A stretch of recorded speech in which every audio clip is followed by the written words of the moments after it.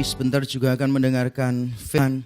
Kiranya Tuhan menolong kami, ya Tuhan. Tolong hamba-Mu, lemah, terbatas, berdosa. Tapi anugerah-Mu yang sempurna kiranya Engkau berikan secara cukup bagi hamba-Mu. Tolong umat-Mu semua buat mereka mengerti apa yang disampaikan. Dan tolong mereka untuk tunduk pada kebenaran firman Tuhan. Hadirlah Engkau di tengah-tengah kami, ya Tuhan. Nyatakan isi hati-Mu dan transformasilah hidup kami sesuai dengan yang Tuhan mau. Terima kasih di dalam Kristus Yesus Tuhan. Kami berdoa dan kami bersyukur. Amin.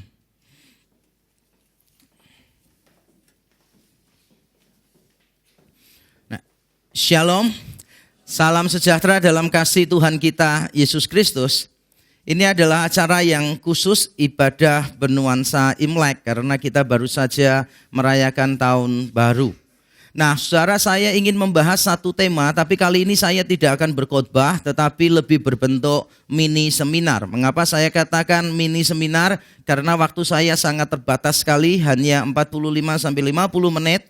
Dan sebetulnya tiap kali kita membahas pandangan orang, hari ini kita akan membahas tentang Konfusianisme. Ketika kita membahas pandangan orang, sebetulnya 1 jam pun tidak akan cukup. 2 jam pun kita tetap akan terkesan menyederhanakan pandangan orang. Tapi apa yang akan saya lakukan adalah saya akan mempresentasikan yang terbaik dari apa yang saya mampu pahami tentang Konfusianisme dan nanti saya akan bandingkan dengan kekristenan berkaitan dengan moralitas. Jadi saya batasi perbandingannya berkaitan dengan moralitas. Bagaimana konsep moralitas, konsep etika menurut Konfusius dan menurut kekristenan. Dan saya akan memulai, saudara, dengan memberikan alasan mengapa perlu perbandingan. Mengapa kita perlu membandingkan antara Konfusius dan kekristenan. Nah, kita perlu membandingkan. By the way, saya harus minta maaf. Ini harusnya ada slide-nya ditaruh ke sana.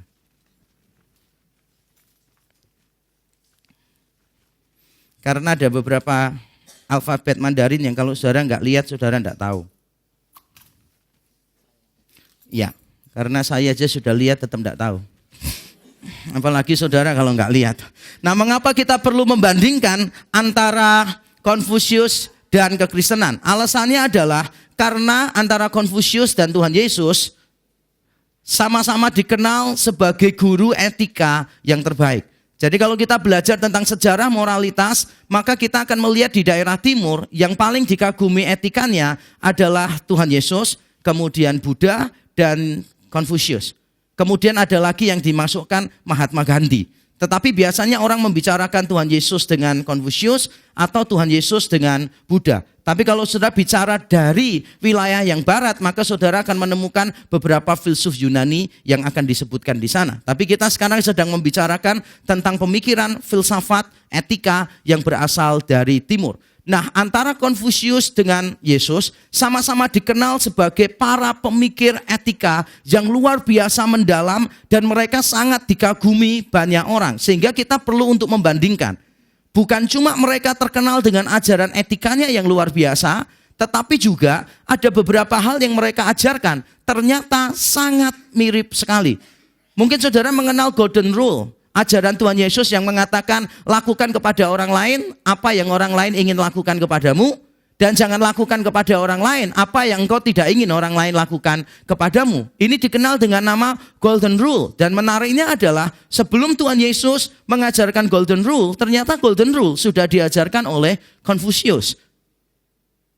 Ada kemiripan-kemiripan yang cukup lumayan menurut saya dari sisi ajaran moralitasnya. Sehingga saya merasa perlu untuk membandingkan antara Konfusius dengan Tuhan Yesus. Dan mari kita melihat mengenal sedikit tentang Konfusius. Sebutannya itu the master. karena dia dikenal, dikagumi, disayangi sebagai seorang guru yang luar biasa. Walaupun dia menikah dan sempat cerai, kemudian dia juga hubungan dengan anak-anaknya tidak terlalu baik, tapi setelah itu dia mengumpulkan beberapa pengikut yang setia dan dia mengajarkan banyak hal yang indah. Nah, siapa Konfusius itu? Nah, Konfusius lahir itu abad ke-6 sebelum Masehi. Abad ke-6 sebelum Masehi, berarti dia sekitar 5 sampai 6 abad sebelum Tuhan Yesus. Nah, dia mulai berkarya itu dipercaya awal dari abad yang ke-5. Dia mulai berkarya awal abad yang ke-5, tapi ini hanya perkiraan orang saja, sekitar. Jadi kita bisa mengatakan dia lahir di akhir abad ke-6, kemudian berkarya di awal abad yang ke-5 sebelum Masehi. Nah, pemikiran-pemikiran Konfusius itu dapat saudara ikuti di dalam 2 buku terutama, kumpulan tulisan yang luar biasa. Yang pertama diterjemahkan dan disebut dengan nama The Analects. The Analects merupakan kumpulan percakapan antara Konfusius dengan para pengikutnya. Nah, para ahli berdebat apakah The Analects ini ditulis sendiri oleh Konfusius atau tidak. Tetapi mayoritas para ahli meyakini bahwa The Analects ditulis dan dikumpulkan oleh murid-murid Konfusius. Jadi mereka mengingat-ingat apa yang sudah diajarkan oleh guru mereka, dan ingatan itu adalah ingatan secara lisan mula-mula, baru kemudian di periode berikutnya dikumpulkan menjadi sebuah buku yang dikenal dengan nama The Analects. Nah, tulisan lain yang penting disebut dengan The Five Classics. The Five Classics ini adalah kumpulan yang penting sekali tentang ide-ide Konfusius. Para ahli berbeda pendapat tentang di antara 2 tulisan ini, mana yang lebih penting, The Analects atau The Five Classics yang paling penting. Sebab kalau kita mengikuti sejarahnya, tampaknya pada waktu awal yang lebih penting itu The Five Classics. Tapi kemudian pada periode berikutnya, jadi setelah dinasti Han, maka ada sedikit perubahan yang menjadi lebih penting menurut para ahli adalah The Analects yang lebih penting. Nah, sampai sekarang orang menganggap keduanya penting dan perlu dibaca untuk memahami Konfusianisme. Dan buku-buku ini sudah diterjemahkan secara luas. Sehingga kalau saudara ingin mempelajari lebih lanjut, saudara bisa mencari buku ini dan membacanya. Saya yakin tidak ada ruginya membaca tulisan-tulisan Konfusius. Dia orang yang hebat, dia orang yang luar biasa. Karena itu dia pantas untuk dibicarakan di ibadah bernuansa Imlek ini. Nah, mari kita melihat konsep yang paling mendasar, yang saya sebut konsep yang paling fundamental di dalam pemikiran moralitas Konfusius, yaitu konsep ren. Coba dilihatkan. Ini ada 2 kata yang pronunciation-nya sama persis. Biasanya kita sudah tahu ren yang sebelah kiri, yaitu artinya manusia, ren. Nah, yang sebelah kanan yang saya beri warna itu juga di pronounce-nya ren juga sama. Jadi pronunciation-nya sama. Tetapi persoalannya adalah orang itu bingung untuk menerjemahkan dan memahami apa arti kata ren di dalam moralitas Konfusius. Nah, karena bahasa Mandarin atau orang menyebutnya bahasa tertentu. Nah, karena di dalam bahasa ini biasanya kita mengenal sistem piktograf. Jadi bahasa berdasarkan gambar, bahasa berdasarkan semacam visualisasi, maka orang menebak secara asal-usul kata. Secara asal-usul kata, kira-kira ren ini berasal dari kata apa? Nah, kalau saudara melihat itu, saudara kira-kira menebak ya. Kira-kira berasal dari kata apa? Ren yang satunya. Jadi ren yang biasa manusia itu juga ada di sana. Tetapi kemudian ditambah dengan 2 garis yang sifatnya horizontal. Tapi ren yang manusia itu mencoba divariasi supaya yang garis horizontal itu bisa masuk di dalamnya. Jadi ada 2 kata yang ada di sana. Orang berdebat kira-kira artinya apa? Ada yang mengatakan begini, ini ada manusia dan ini ada kata lain yang artinya 2. Jadi dipercaya mungkin menurut asal-usul kata, ren ini artinya adalah peraturan yang mengatur hubungan 2 orang atau lebih. Jadi kalau ada manusia yang lebih dari 1 berkumpul, maka ada aturan-aturan di sana. Ada yang memahaminya begitu. Tetapi ada juga yang memahaminya begini. Saudara kalau tahu bahasa Hadirin, saudara tahu begini, kalau kita cuma garis vertikal aja, itu artinya seringkali laki-laki. Kemudian kalau horizontal, itu artinya perempuan. Jadi menurut beberapa ahli, sebetulnya ren yang divariasi itu, dulunya itu cuma garis vertikal yang artinya laki-laki, kemudian digabung dengan perempuan. Nah pada saat laki-laki bertemu dengan perempuan, itu artinya apa? Artinya begini, ini adalah benih dari semua manusia. Karena semua manusia berasal dari laki-laki dan berasal dari perempuan. Maka orang menafsirkan ren menurut Konfusius itu artinya adalah sesuatu yang paling hakiki, sesuatu yang paling mula dalam diri manusia. Benih yang ada di dalam diri manusia. Tapi ada juga yang menafsirkan begini. Sebetulnya artinya bukan itu. Artinya itu begini loh. Ini manusia, kemudian ada dua garis horizontal. Itu artinya garis pertama bumi, garis kedua surga. Sehingga kalau digabung artinya adalah manusia yang sempurna adalah manusia yang seimbang antara dunia dan surga. Nah di antara semua etimologi yang sangat membingungkan ini, saya yakin saudara yang fasih dalam berbahasa pun, saudara pasti akan mengalami kesulitan untuk menebak ini. Buktinya adalah kata ren di dalam moralitas Konfusius telah diterjemahkan dengan berbagai macam cara. Dan saya ingin membantu saudara untuk mempermudahnya. Nah menurut penafsiran yang paling umum, sebetulnya yang dimaksud dengan ren di sini itu adalah esensi dari manusia. Esensi dari manusia. Ada orang yang menerjemahkannya itu humanness. Humanness itu artinya kemanusiaan. Apa yang menjadikan manusia sebagai manusia? Itu maksudnya. Konfusius mengajarkan basic etika adalah apa yang menjadikan manusia, manusia. Karena Konfusius sering membedakan antara manusia dengan binatang. Dan itu dibedakan dengan secara signifikan. Kalau kita manusia, berarti kita bermoral. Dan apa yang menyebabkan manusia bermoral, sedangkan binatang tidak bermoral? Yang menyebabkan manusia bisa bermoral, ya ini namanya ren. Pada suatu kali Konfusius ditanya oleh muridnya, tapi sebetulnya apa sih ren itu? Dan dia menjawab begini, ren sama dengan kasih, tetapi beda dengan kasih. Kalau saudara mengasihi orang lain, maka orang bisa melihat, oh ada ren di dalam tindakan itu. Tapi persoalannya adalah ren sendiri, wujudnya bukan cuma kasih. Tetapi perhatian kepada orang lain, saudara mengenal orang lain, itu juga wujud-wujud lain dari kata ini. Nah yang paling tepat menurut saya dari sekian banyak yang memberikan penafsiran, dan kalau kita membandingkan dengan tulisan-tulisan Konfusius, maka saya lebih tepat mengambil terjemahan ini yang diberikan oleh seorang ahli. Bahwa ren artinya adalah esensi semua kebajikan dan dasar dari kehormatan manusia. Dasar dari kehormatan manusia, the essence of all virtues and the ground of human dignity. Jadi kalau saudara mau tahu mengapa kita berbuat baik, yang menyebabkan kita berbuat baik, itu namanya ren dalam diri kita. Jadi semua manusia itu punya yang disebut ren. Dengan ren itulah kita melakukan banyak hal yang sifatnya baik. Dan pada saat kita melakukan hal-hal yang baik, disitulah kehormatan manusia. Manusia itu terhormat bukan karena dia memiliki banyak kekayaan. Manusia itu terhormat bukan karena dia memiliki banyak jabatan. Manusia itu terhormat karena dia melakukan banyak kebajikan. Itu esensi, inti, dasar dari moralitas Konfusius. Nah mari kita tinggalkan ren ini. Dan saya akan menerangkan beberapa karakteristik penting di dalam moralitas Konfusius.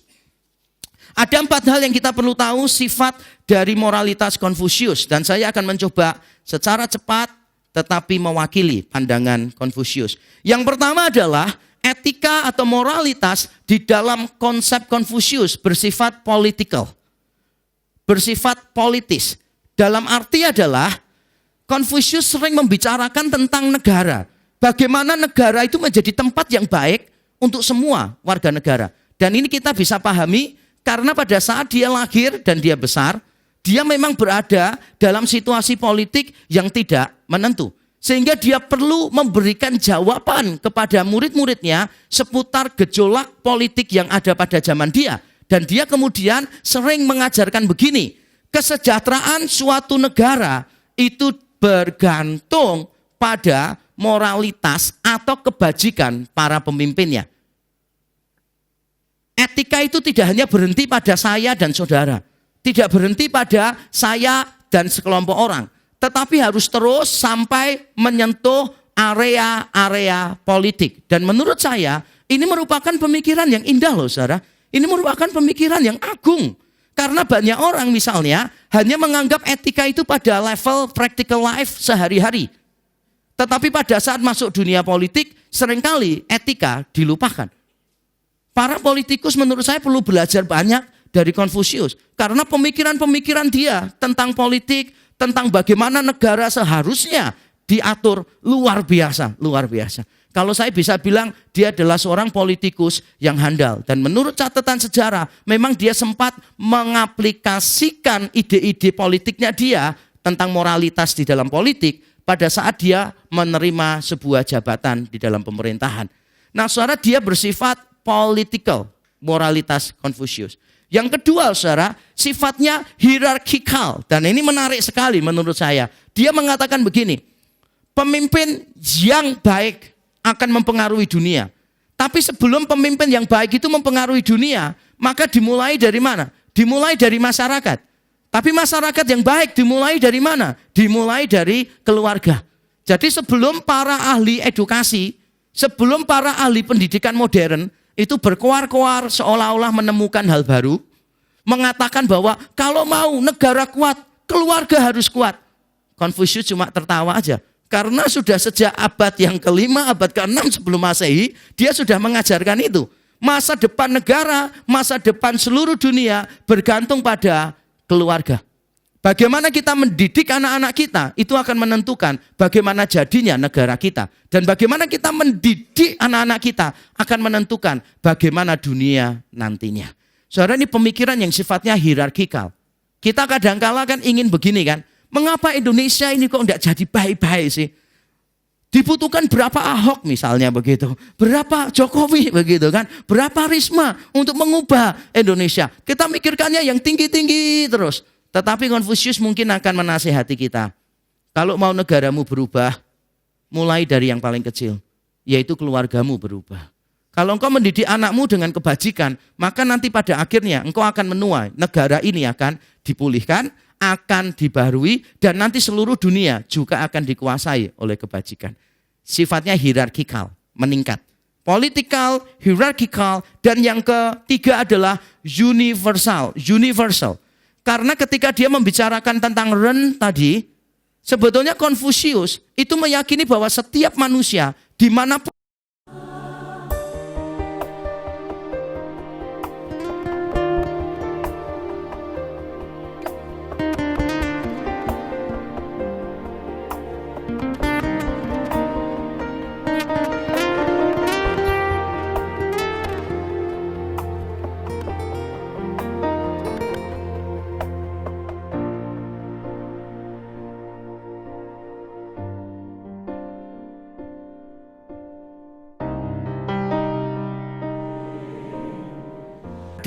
dia memiliki Ren, memiliki esensi kebajikan. Kalau dalam istilah filsafat sekarang itu dikenal dengan nama hukum moral, moral law. Tapi kalau saya mencoba melihat moral law dengan Ren, mungkin ada sedikit perbedaan. Ren ini lebih kaya daripada konsep moral law. Kalau moral law, hukum moral dalam hati kita kan tahu membunuh salah. Kita tahu menyontek itu salah. Kita tahu tidak setia itu salah. Padahal mungkin orang tua kita tidak pernah mengajarkan. Tapi kita tahu salah. Mungkin orang lain tidak melihat. Tapi kita tahu itu salah. Itu namanya hukum moral dalam hati kita. Tetapi Ren itu lebih daripada hukum moral kalau saya membaca dengan lebih teliti. Karena Ren ini berbicara bukan cuma tentang benar salah. Tapi bicara tentang mengasihi orang lain. Bicara tentang mengenal orang lain. Bicara tentang mengerti, memahami orang dari sudut pandang orang itu. Semua yang indah, yang mengatur hubungan antar umat manusia, itu ada di dalam Ren. Dan Konfusius mengajarkan, Ren ada di setiap umat manusia. Makanya ini disebut universal. Yang keempat, saudara, karakteristik dari moralitas Konfusius adalah partikular. Apa maksudnya partikular? Dia mengajarkan begini, Karena semua manusia punya punya esensi kebajikan, maka setiap manusia itu bisa membuat hukum. Dan secara umum, hukum di masing-masing tempat ada kesamaan dengan hukum di tempat lain. Tapi ada juga perbedaannya. Nah, kesamaan dengan tempat lain itu sisi universalnya. Tetapi masing-masing tempat juga ada aturan-aturan etika yang bersifat partikular. Jadi kalau saudara menganggap saudara itu telah mengembangkan di dalam dirimu, maka orang di sekelilingmu harus bisa melihat. Karena semua punya Pada saat itu dikembangkan bersama-sama, maka sebetulnya ada kesamaan. Saya mengingat ini dan saya mencoba membandingkan dengan konsep John Locke atau Thomas Hobbes ketika mereka mengajarkan tentang etika kontrak sosial, social contract ethics. Locke dan Hobbes mengajarkannya begini, saudara, bahwa tidak ada hukum moral yang absolut yang bersumber dari Allah. Tidak ada menurut mereka. Yang ada adalah orang kumpul bersama, butuh aturan bersama. Saya ulang sekali lagi. Orang kumpul bersama, butuh aturan bersama. Itu yang dinamakan kontrak sosial. Tetapi menurut saya pandangan Hobbes dan Locke sangat lemah. Karena saya yakin ada hukum moral yang absolut. Mengapa saya yakin ada hukum moral yang absolut? Karena begini, mengapa tiap orang kumpul selalu butuh aturan bersama? Mengapa tiap kali kumpul selalu butuh aturan bersama? Jadi saya setuju ada kontrak sosial dalam arti tertentu.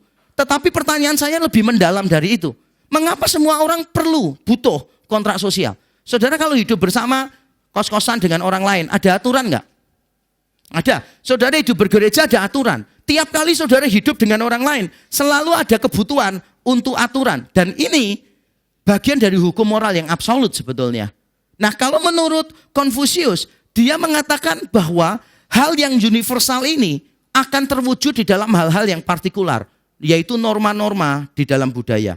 Memang kadangkala ada beda tipis-tipis satu budaya dengan budaya lain. Contohnya begini, monogami dan poligami.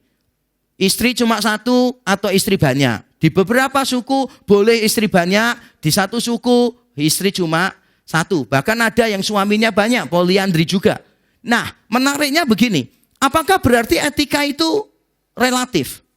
Menurut saya tidak. Buktinya apa? Buktinya pada saat orang yang menganut monogami bertemu dengan yang poligami dan menanyakan, mengapa kamu poligami? Yang poligami biasanya memberikan pembenaran atau tidak? Menarik. Mereka selalu memberikan pembenaran. Pertanyaannya begini, mengapa susah-susah memberikan pembenaran? Karena mereka sadar ada etika di dalam pernikahan. Makanya mereka perlu membenarkan tindakannya. Entah pembenarannya itu tepat atau tidak tepat, tetap itu mengindikasikan satu hal, bahwa pernikahan itu masalah moral. Sehingga tiap kali ada diskusi, orang berusaha membenarkan diri. Kalau itu bukan masalah moral ya, orang tidak akan membenarkan diri. Contoh, orang tanya saudara, kamu suka baju warna apa? Merah. Kenapa kamu suka baju warna merah? Ada yang pernah bertengkar hebat, berdebat, ngadakan seminar gara-gara membahas ini? Saya yakin tidak ada. Karena apa? Karena bukan masalah moral kan gitu. Nah, sekarang kita akan melihat perbedaan yang signifikan antara moralitas Konfusius dengan kekristenan. Apa beda yang signifikan? Dan saya ingin memfokuskan pada hal ini, saudara. Ada 4 perbedaan yang signifikan. Yang pertama adalah kekristenan mengajarkan ini. Hakikat natur manusiawi kita sudah rusak oleh dosa, rusaknya menyeluruh. Jadi seluruh natur hidup kita itu menyeluruh sudah rusak oleh dosa. Dan ini berbeda dengan konsep Konfusius yang mengatakan bahwa manusia itu bisa bermoral hanya mengandalkan Yang penting manusia mengikuti di dalam dirinya, maka manusia bisa bermoral. Maka kekristenan akan mengatakan no way. Karena kekristenan mengajarkan semua umat manusia berdosa. Roma 3 ayat 23 mengatakan karena semua orang telah berbuat dosa dan kehilangan kemuliaan Allah. Dan berdosa dalam arti apa? Kalau saudara membaca Efesus 2 ayat 3, maka Paulus mengatakan begini, orang-orang durhaka itu, orang-orang yang dikuasai oleh roh-roh jahat di udara, Secara natur, bahasa Indonesia menerjemahkan pada dasarnya. Tapi dalam bahasa Inggris diterjemahkan pada naturnya adalah orang-orang yang berdosa. Jadi manusia itu pada naturnya itu berdosa. Daud pada waktu mengingat perzinahannya dengan Batseba, kemudian dia bertobat membuat Mazmur pasal 51. Dan di ayat yang ke-7, Daud mengatakan begini, saudara, aku diperanakkan di dalam dosa. Pemazmur yang lain mengatakan orang fasik itu sudah menyimpang dari sejak lahirnya. Penulis kitab Kejadian di pasal 8 ayat 21 mengatakan, mengutip perkataan Tuhan, manusia itu sudah jahat sejak kecilnya. Saya yakin kita bisa mengimani ini karena bayi-bayi yang sudah bisa bereaksi, berinteraksi dengan orang lain, maka saudara bisa melihat, tidak usah diajari iri, anak kecil sudah bisa iri. Tidak usah diajari bertengkar, anak kecil sudah bisa bertengkar. Jadi bukan karena pengaruh dari luar, tetapi memang ada something wrong di dalam diri manusia. Bahkan Paulus, seorang yang begitu saleh luar biasa, dia mengakui di Roma pasal yang ke-7, tiap kali dia mau melakukan yang baik, tapi dia melakukan yang buruk. Mengapa? Karena di dalam dirinya ada dosa. Dosa itulah yang membuat manusia berdosa. Saya ulang sekali lagi. Dosa itulah yang membuat manusia berdosa. Atau dengan istilah lain begini, original sin, tunggal, leads to actual sins, jamak. Dosa asal itu membuat manusia melakukan dosa secara aktual. Dan saya yakin kita mudah kok untuk mengiyakan ini. Kadangkala kita dalam kondisi yang tidak ada apa-apa, pikirannya bisa kotor. Padahal orang lain bermaksud baik kepada kita, kita bisa mikirnya yang buruk.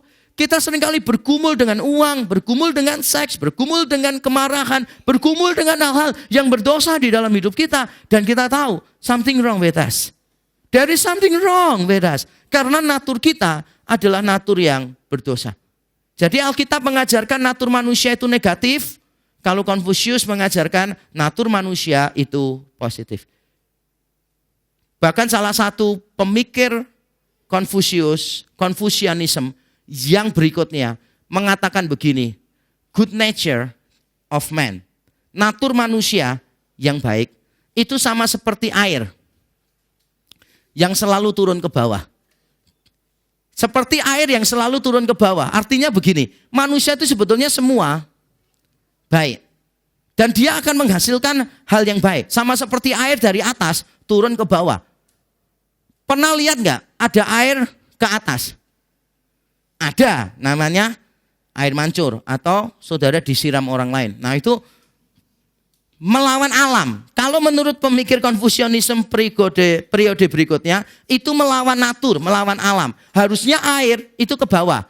Begitu pula dengan kebajikan. Kebajikan itu manusia naturnya baik. Seharusnya secara alamiah menghasilkan yang baik. Kalau sampai kita melakukan kejahatan, berarti itu tidak alamiah. Beda dengan konsep kekristenan, bukan? Kekristenan mengajarkan bahwa natur manusia itu berdosa. Yang kedua perbedaannya, saudara. Moralitas kita bersifat teologis. Berkaitan dengan Allah. Dalam arti teologis, berkaitan dengan Allah. Dalam khotbah saya beberapa waktu yang lalu, kita sudah melihat Matius 5 ayat 48. Karena itu hendaklah kamu sempurna. Sama seperti Bapamu yang di surga, sempurna. Berarti etika kita sumbernya dari sifat Allah.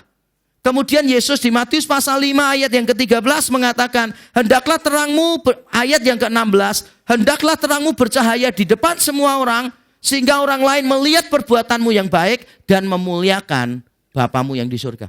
Ketika orang melihat kebajikan hidup kita, orang langsung tahu, oh ada Bapa di dalam hidup kita. Karena moralitas kekristenan berkaitan dengan Allah. Berkaitan dengan sifat-sifat Allah.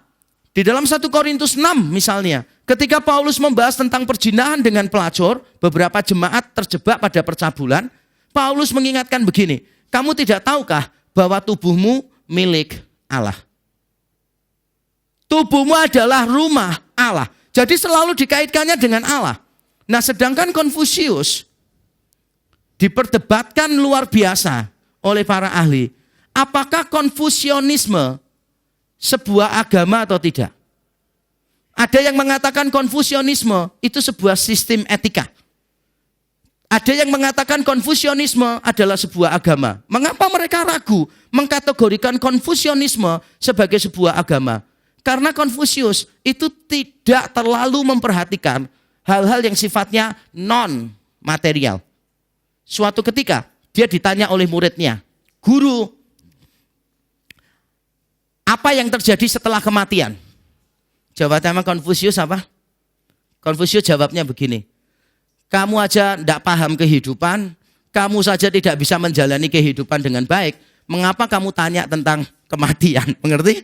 Ketika orang lain tanya, apakah setelah kematian itu ada tempat begini, yang sifatnya itu sangat eskatologis gitu, akhir zaman berkaitan dengan surga, Konfusius menjawab, "Wong kamu hidup di dunia saja belum bisa paham. Mengapa kamu memikirkan yang di luar dunia?" Jadi pendekatan dia itu sangat praktikal banget gitu loh, saudara. Sangat praktikal. Kalau saya bandingkan, itu mungkin perbandingannya Plato dengan Aristotle. Plato itu suka melihat beyond reality. Jadi dia selalu melihat lebih daripada yang kelihatan. Itu Plato. Tapi Aristotle lebih simpel. Tapi bukan berarti lebih bodoh. Lebih simpel tapi lebih analytical. Aristotle tidak mau mikir yang jauh-jauh di atas sana. Dia mikirnya sederhana saja. Kalau Plato enggak, melihat yang di atas-atas sana. Nah, Konfusius enggak pernah mau mikir yang begitu-begitu. Kalau saudara tanya, Konfusius pernah membahas tentang dewa enggak? Pernah membahas tentang Allah atau tidak? Jawabannya begini, pernah, tapi sangat sedikit sekali dan tidak ada pemikiran yang so far sejauh ini, tidak ada pemikiran Konfusius tentang Allah yang benar-benar signifikan. Karena dia cuma mempercayai begini, Allah itu dian, surga, langit ya terjemahannya. Kemudian di langit itu sudah ada hukumnya, sudah ada hukum moral yang lalu ada di dalam hati manusia juga. Tetapi kalau saudara mencari tahu lebih jauh, dia itu sebetulnya pribadi atau tidak? Tidak tahu. Lebih ke arah tidak berpribadi, lebih ke arah impersonal. Ketika Konfusius mengajarkan etika, patokan dia bukan Allah, tetapi manusia. Patokannya ketentraman manusia, kedamaian gitu. Karena ada lagu yang sekarang itu apa? Lagunya dalam pelukanmu ada apa itu? Anak-anak muda itu tahu. Di pelukanmu ada kenyamanan, kesempurnaan, ketertiban dan keamanan ya kan? Wah, yang muda-muda pasti tahu, yang orang tua cuma melongo lagu apa gitu kan. Kalau saudara memang di atas 25 tahun mesti tidak tahu. Kalau saya memang tahu. Oke. Jadi konsep moralitas Konfusius itu tidak teologis, tidak berkaitan dengan Allah. Kalau konsep kekristenan, moralitas sangat berkaitan dengan Allah. Perbedaan yang ketiga. Perbedaan yang ketiga adalah moralitas kekristenan itu bersifat soteriologikal. Soteriologis itu artinya begini, berkaitan dengan keselamatan kita. Etika itu berkaitan dengan keselamatan kita di dalam Kristus Yesus. Roma pasal yang ke-6 misalnya, Paulus mengajarkan dari ayat 1 sampai 14, dia mengajarkan begini, kamu itu sudah ditebus, kamu itu sudah mati oleh dosa, kamu itu sudah dibangkitkan bersama dengan Kristus. Kristus mati mengalahkan dosa di dalam tubuhmu. Karena itu jangan menggunakan tubuhmu untuk melakukan hal-hal yang jahat. Jadi selalu pendekatannya adalah soteriologis, berkaitan dengan keselamatan. Ingat tidak di 1 Korintus 6, ketika Paulus membahas tentang percabulan yang tadi saya sudah singgung, Paulus mengatakan begini kepada jemaat Korintus yang bercabul itu. Tidak tahukah kamu bahwa tubuhmu telah lunas dibayar? Darah Kristus telah membayar kita dan itu menjadi dasar etika kita. Jadi etika Kristen selalu berfokus kepada Kristus. Apa yang Kristus lakukan untuk kita, status kita di hadapan Kristus, itulah yang menentukan etika kita. Tapi jujur saya prihatin, karena beberapa orang Kristen, standar etikanya, ukuran etika, itu tidak salib Kristus. Tiap kali kalau misalnya ya, berhubungan, berinteraksi dengan orang lain, alasan orang Kristen itu sama dengan alasan orang yang tidak Kristen. Misalnya ya, kalau anak kita di sekolah, punya teman yang selalu memperalat dia, tidak pernah bawa makanan. Sengaja kalau pas waktunya makan, duduk sebelah anak kita. Jadi tiap kali anak kita buka makanan, selalu dia ambil. Padahal ini bukan orang miskin, ini orang kaya misalnya. Nah, pada saat anak cerita kepada kita, tiap kali buka snack, langsung diambil loh. Saudara nasihati apa kepada anakmu?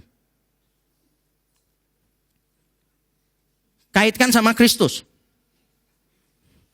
Gampang toh, saudara bisa ngomong gini, beritahu sama temenmu, etikamu tuh kristosentris. Kalau dia gitu terus menerus, tak salib seperti Kristus. Nah itu kan ada kaitannya sama Kristus toh. Jadi orang lain yang berbuat salah kita salib seperti Kristus kan gitu kan. Kita aniaya seperti Kristus dianiaya. Jelas bukan itu kan jawabannya. Kira-kira apa yang akan kita beritahukan kepada anak?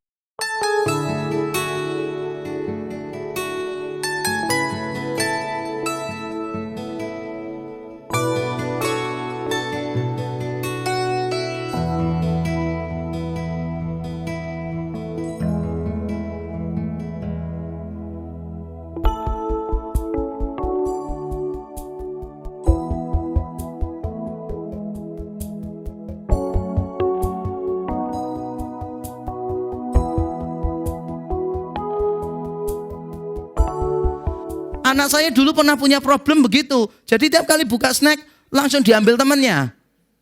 Lalu kokonya pinter kasih nasihat. Begitu kamu buka langsung jilat semua.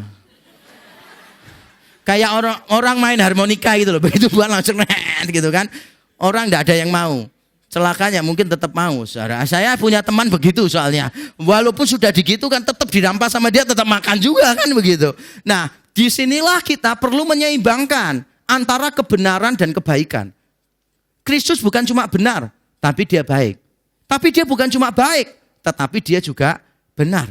Jadi kita perlu memberi nasihat kepada anak kita. Kalau memang orang itu kekurangan, kalau memang orang itu lupa, kalau orang tuanya kaya tapi tidak memperhatikan dia, ya kamu memperhatikan, kamu harus berbagi kasih karena Kristus pun juga berbagi kasih kepadamu.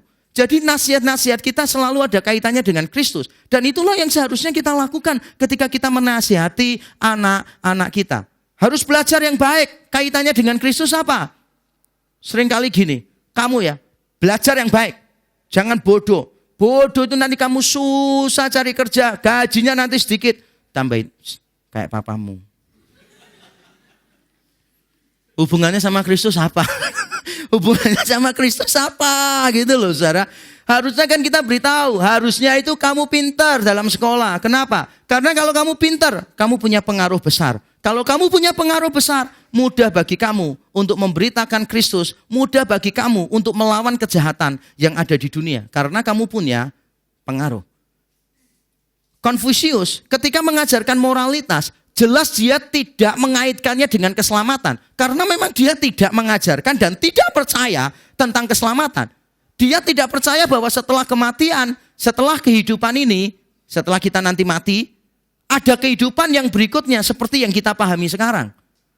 Apa yang beraspek religius di dalam pemikiran Konfusius sama dengan aspek religius di dalam budaya Tiongkok pada umumnya. Mereka percaya ada pribadi Allah, dalam tanda kutip pribadi Allah yang disebut surga tadi, ya cuma sebatas itu saja. Mereka mempercayai bahwa ada kehidupan setelah kematian, itu di dalam konteks begini. Kita menghormati leluhur. Jadi kalau ada leluhur yang meninggal, kemudian kita tetap mengingat, tetap mendoakan, nah itu bagian dari keagamaan. Tetapi ajaran Alkitab berbeda dengan itu. Alkitab mengaitkan semua dengan keselamatan di dalam Kristus. Siapa saja yang di dalam Kristus, maka mendapat jaminan hidup kekal. Siapa saja di dalam Kristus, maka kita akan masuk surga melalui pengorbanan Kristus yang sempurna di kayu salib. Etika kita beda dengan Konfusianisme. Dan perbedaan yang terakhir, saudara, perbedaan yang terakhir adalah moralitas kita dibicarakan di dalam konteks eskatologi akhir zaman yang sudah terrealisasi, dikenal dengan nama realized eschatology. Jadi kekristenan kita itu mengajarkan begini, akhir zaman itu sudah tapi belum, already but not yet. Coba ya saya tes. Kita ini sudah memperoleh hidup kekal atau belum? Kok enggak ragu? Kok ragu-ragu gitu kan? Kita sudah memperoleh hidup kekal? Sudah. Pada saat kita percaya kepada Yesus sungguh-sungguh, kita saat itu sudah terima hidup kekal. Berarti akhir zaman itu sudah. Tetapi kalau ditanya, apakah kita sudah menikmati hidup kekal secara penuh? Jawabannya belum gitu. Saudara yakin kalau saudara sekarang anak-anak Allah? Amin. Tetapi bagaimana jadinya anak-anak Allah secara sempurna nanti seutuhnya, baru menunggu Yesus Kristus datang kembali yang kedua. Atau menunggu kita masuk surga. Already but not yet. Etika kita itu masuk di tengah-tengahnya terus. Mengapa kita melayani Tuhan dengan penuh kesetiaan? Jawabannya selalu ada ketegangan di sini. Karena Kristus sudah menyelamatkan kita secara anugerah, maka kita meresponi itu dengan melayani Dia sungguh-sungguh. Tapi nanti pada saat kita melayani Dia sungguh-sungguh, Allah menyediakan mahkota untuk kita di sini. Jadi selalu ada ketegangan. Mengapa kita harus menyampahkan dunia? Harus mulai memikirkan kerajaan Allah lebih daripada memikirkan diri kita sendiri. Mengapa kita harus memikirkan pekerjaan Tuhan lebih daripada hal-hal yang sifatnya jasmani di dalam hidup kita? Jawabannya di dalam ketegangan ini. Karena Kristus sudah mati untuk kita, kita mengucap syukur kepadanya dengan cara memikirkan hal-hal yang Kristus pentingkan. Pada saat kita melakukannya di sini, nanti kita akan menuai di sini. Jadi kita tidak akan menuai keselamatan, karena keselamatan bukan usaha. Kita tidak akan menuai keselamatan, karena keselamatan diberikan sekarang oleh Allah. Tetapi kita akan menuai hasil jerih payah kita di dalam Tuhan. Jadi etika kita itu berkaitan dengan akhir zaman, berkaitan dengan sorga, berkaitan dengan kekekalan. Tetapi Konfusius sekali lagi, ketika membicarakan etika, dia tidak membicarakan tentang kekekalan. Dia hanya fokus pada kesementaraan. Dia hanya fokus pada apa yang ada sekarang. Jadi murni apa yang dia pikirkan adalah hal yang sekarang, kekinian. Tetapi etika kita, kekinian dan kekekalan. Realize eschatology. Nah, saya ingin menutup dengan memberitahu sebuah warisan budaya, warisan teologi yang penting. Bukan warisan budaya, warisan teologi yang penting yang ada di dalam Katekismus Heidelberg nomor 91. Saudara yang sudah dibaptis pasti hafal dengan Katekismus Heidelberg. Karena waktu saudara sebelum dibaptis belajarnya Katekismus Westminster. Tidak nyambung ya. Katekismus Heidelberg, pertanyaannya begini, yang nomor 91. Apakah perbuatan-perbuatan baik itu? What are good works? Apa itu perbuatan-perbuatan yang baik? Dan Katekismus Heidelberg memberikan ciri-ciri perbuatan disebut baik apa? Yang pertama adalah yang muncul dari iman yang benar. Muncul dari iman yang benar. Jadi kalau saudara melakukan sesuatu yang baik tidak muncul dari iman yang benar, maka itu tidak baik. Contoh apa? Ayo berbuat baik supaya selamat. Ayo berbuat baik supaya nanti perbuatan baik kita diukur dengan perbuatan jahatnya. Dan kalau perbuatan baik kita lebih banyak, kita bisa masuk surga. Walaupun yang dilakukan itu baik kelihatannya, tapi kalau muncul dari iman yang semacam itu, maka yang dilakukan menjadi tidak baik. Karena manusia ingin memperoleh sesuatu dari usahanya. Jadi betul-betul ketika dia melakukan sesuatu yang baik, tidak benar-benar baik. Karena masih mengharapkan dia mendapatkan balasan. Paling tidak mengharapkan dapat hidup yang kekal. Tapi kalau kekristenan kan tidak mengajarkan begitu. Kita berbuat baik bukan supaya selamat. Kita berbuat baik karena sudah diselamatkan. Pada saat kita berbuat baik, kita tidak minta balasan dari Tuhan. Itu benar-benar baik namanya. Jadi kriteria pertama baik harus muncul dari iman yang benar. Yang kedua adalah sesuai dengan perintah-perintah Allah. Jadi walaupun kita mengatakan begini, aku ini atas dasar iman yang benar kok. Tetapi kalau bukan sesuai perintah Allah, tetap salah. Paulus pernah bicara tentang orang-orang Yahudi. Paulus katakan begini, mereka sangat giat untuk Allah, tapi tanpa pengertian yang benar. Jadi kalau saudara misalnya begini, saya ini mencintai Tuhan. Saya ini tidak rela kalau Tuhan itu dihina orang lain. Jadi pada waktu teman saya menghina Tuhan, saya bunuh dia. Tapi ketika saya membunuh, itu justru muncul karena saya mengasihi Allah. Saya tidak mau Allah saya dihina. Lah lihat Alkitab dong. Apakah ketika ada orang yang menolak Allah harus kita bunuh? Kan tidak. Lihat Alkitab dong, perintah Allah bagaimana? Apakah kalau ada orang yang menolak Yesus Kristus, orang itu kita bunuh? Kan jelas tidak kan? Gitu. Berarti walaupun muncul dari iman yang benar, tetapi kalau tidak sesuai dengan perintah Allah, perbuatan itu tidak baik. Yang berikutnya kriteria menurut Katekismus Heidelberg, saudara, dilakukan untuk kemuliaan Allah. Dilakukan untuk kemuliaan Allah. Jadi mungkin yang kita lakukan muncul dari iman yang benar. Misalnya begini, aku ini melayani karena Yesus mati buat aku. Aku melayani. Dan saudara melayaninya dengan sungguh-sungguh, berkomitmen, kerja keras gitu. Tapi tiba-tiba saudara itu menikmati pujian dari orang lain. Tiba-tiba motivasi pelayananmu itu berubah. Engkau tampil dan suka kalau dipuji orang lain. Waduh, malam sampai tidak bisa tidur, saudara.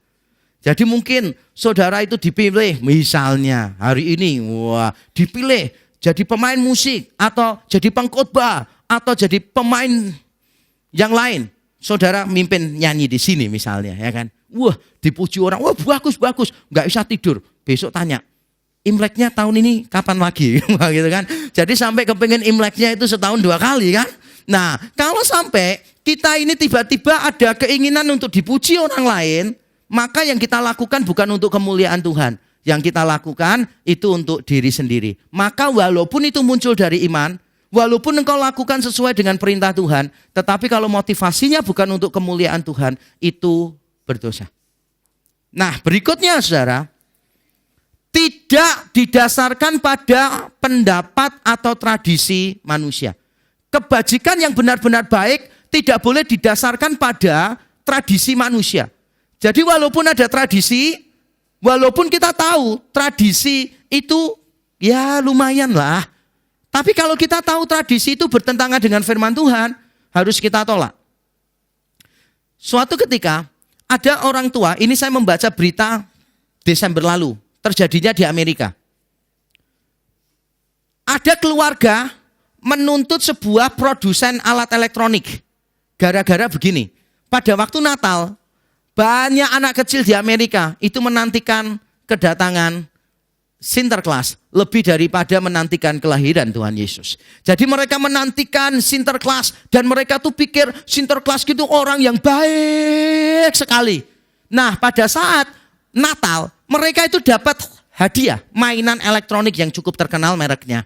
Nah, pada saat mereka buka, mereka seneng, terima kasih sama Sinterklas. Lalu pada waktu main, rusak langsung. Baru mau dibuat main, rusak. Lalu keluarganya menuntut. Tapi aneh, yang dituntut itu bukan masalah rusaknya saja. Tapi dia begini, aku menuntut perusahaan itu. Karena apa? Anakku sampai sekarang tidak percaya Sinterklas lagi. Dulu anakku selalu pikir Sinterklas itu pribadi yang baik. Yang kalau memberi selalu baik. Sekarang dia dapat hadiah, rusak. Jadi dia bukan masalah rugi beli barang rusaknya. Tapi anaknya tidak bisa lagi percaya kepada Sinterklas, saudara. Sinterklas kan tidak ada, no? Itu kan cuma tradisi aja. Tapi beberapa orang Kristen begini kok. Ya enggak apa-apalah. Yang penting anakku enggak nakal. Karena tiap Natal kan selalu diomongin kan. Kamu kalau nakal nanti Sinterklas enggak mau datang loh ya. Nanti Sinterklas enggak akan membawakan hadiah buat kamu. Maka walaupun Sinterklas itu kebohongan, tetap aja dirayakan. Orang Jawa juga begitu kan. Jangan duduk di pintu, nanti ada setan lewat. Ya benar ya. Saya waktu kecil kan tinggal di kampung tuh. Jadi kalau duduk di pintu diomongin, jangan duduk di pintu, nanti ada setan lewat. Saya tidak tahu apakah orang Tionghoa mengajarkan ini juga. Ada yang tahu? Enggak ya? Iya atau enggak? Ada juga ya. Jadi waktu saya kecil diberitahu mama papa, jangan duduk di pintu, ada setan lewat. Gitu. Enggak mau nurut. Tiba-tiba papa datang bawa barang banyak, kena kepala saya. Baru saya mengaminkan, ternyata ada setan lewat sungguhan ya. Sebetulnya tujuannya baik begini. Ya ada tempat duduk, buat apa duduk di pintu?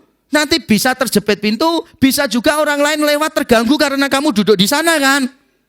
Tapi enggak usah pakai alasan setan lewat, ngerti nggak? Nanti ada orang bilang begini, aku ini wajahnya jelek loh. Siapa ya yang mau sama aku? Langsung dia ngomong, jangan ngomong gitu loh ya, jangan ngomong gitu. Nanti kalau ada setan lewat itu kejadian sungguhan. Saya waktu kecil, mama saya begitu, walaupun dulu mama saya ke gereja, tapi saya perhitungkan dulu. Enggak kenal Tuhan sungguh-sungguh. Walaupun ke gereja, tapi enggak tahu kekristenan apa. Jadi tiap kali nasihatin saya, misalnya saya ngomong gini, Mah, nanti kalau ikut camp atau pergi kemana, nanti kalau ada kecelakaan di jalan bagaimana? Mama saya langsung bilang, aduh, jangan ngomong gitu, darah Yesus, jangan ngomong gitu. Nanti setan lewat kejadian sungguhan. Loh sudah ada darah Yesus, setannya masih lewat loh saudara. Aneh kan orang Kristen itu kan? Jadi kelihatannya Kristen, kelihatannya ke gereja gitu loh saudara. Tapi konsepnya itu masih tradisi-tradisi, masih percaya ramalan-ramalan. Itu namanya bukan orang Kristen yang sungguh-sungguh. Kalau kita percaya Tuhan dengan sungguh-sungguh, maka tidak boleh ada kaitannya dengan tradisi-tradisi itu. Karena ketika kita mencampur adukan dengan tradisi-tradisi yang tidak sesuai firman Tuhan, maka perbuatan baik kita menjadi perbuatan yang berdosa di hadapan Tuhan. Kiranya ajaran dari Katekismus Heidelberg yang sudah berusia ratusan tahun ini mengingatkan kita kembali. Banyak orang mengatakan, itu loh tidak Kristen, tapi hidupnya baik. Saya setuju. Beberapa orang etikanya lebih baik dari orang Kristen. Tapi sebetulnya di mata Tuhan, orang yang paling baik sekalipun, kalau dia tidak punya iman yang benar, kalau dia tidak sesuai firman Tuhan, kalau dia tidak didasarkan pada kemuliaan Allah sebagai tujuannya, kalau dia didasarkan pada tradisi-tradisi manusia saja, maka yang disebut perbuatan baik belum sungguh-sungguh baik. Nah sore ini, apa manfaatnya kita belajar semuanya ini saudara? Manfaatnya adalah ini. Ketika engkau ingin menjangkau orang-orang lain, orang-orang Tionghoa, yang sangat dipengaruhi oleh Konfusianisme, maka satu hal yang kau harus lakukan adalah perbaiki hidupmu dulu. Perbaiki caramu bicara. Perbaiki caramu berinteraksi dengan orang lain. Pada saat hidupmu kelihatan indah, maka ketika engkau menjelaskan Injil, maka Injil lebih mudah untuk diterima. Tapi kalau engkau hanya pandai berteologi, tapi hidupmu tidak ada moralitas, engkau berbisnis tipu sana tipu sini, engkau membuat janji dan engkau tidak menepati, maka jangan harap orang-orang yang dipengaruhi Konfusianisme akan mengambil apa yang kita katakan. Karena bagi mereka yang paling penting adalah actions, yang paling penting adalah how you interact with other people. Bagaimana engkau berinteraksi dengan orang lain, itu yang lebih penting bagi mereka. Saya sungguh rindu materi ini saudara. Bukan cuma membuat kita pintar, apalagi membuat kita punya senjata menyalahkan penganut Konfusianisme. Bukan itu maksud saya. Maksud saya adalah supaya kita menghargai Konfusius, menghargai keagungan moralitasnya. Tapi pada saat yang sama kita lebih mengakui Tuhan kita Yesus Kristus. Karena etika yang Tuhan Yesus ajarkan jauh lebih agung, jauh lebih esensial, jauh lebih dari segala-galanya. Dan itulah yang harus kita kejar. Saya menantang saudara dengan firman Tuhan ini. Siapa yang mau memberi hidupmu sungguh-sungguh. Hidup di dalam moralitas yang baik. Supaya kita menjadi kesaksian bagi banyak orang. Kalau saudara mau menjadi kesaksian bagi banyak orang, mari saudara mengambil berdoa di hadapan Tuhan. Sebagai responmu terhadap firman Tuhan. Mari kita tunduk kepala, kita berdoa. Haleluya. Apakah kita sudah berkata-kata dengan benar? Apakah kita sudah bertindak dengan benar? Apakah kita sudah memperhatikan orang lain? Apakah kita sudah mengasihi orang lain? Ataukah orang lain seringkali tersandung dengan ucapan kita? Ucapan kita yang ketus, kebohongan-kebohongan kita, tindakan-tindakan kita yang tidak mencerminkan Kristus di dalam hidup kita. Saya memberi kesempatan setiap saudara untuk meresponi firman Tuhan.